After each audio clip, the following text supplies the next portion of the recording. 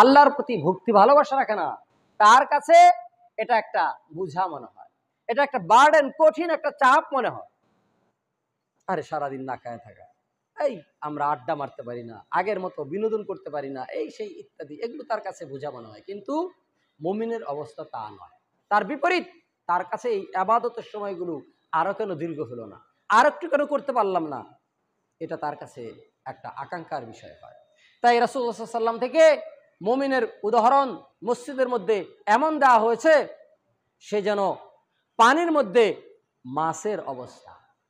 মাছ যখন ডাঙ্গাতে তুলে তরপাতে থাকে, লাফাইতে থাকে, ধাপাইতে থাকে, কিছুক্ষণ পরে মরে যায়। আর যখন পানিতে ছেড়ে দেওয়া হয়, সে যেন একটা নবজীবন লাভ করে, প্রাণবন্ত অবস্থায় পানিতে সাঁতার কাটে।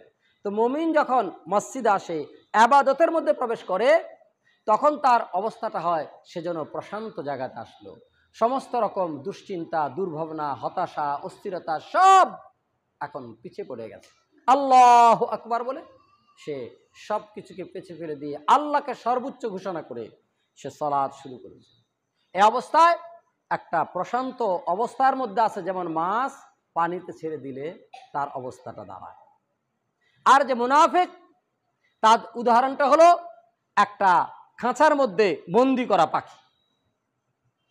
খাঁচাতে পাখি বন্দি করলে তখন সেই পাখিটা সব সময় খালি তালাশ করে কখন খাঁচার শিক খেটে বেরোতে পারে, কখন কোন ফাঁকে দরজা বেরিয়ে যেতে পারে, সারাক্ষণ তার এই প্রচেষ্টা।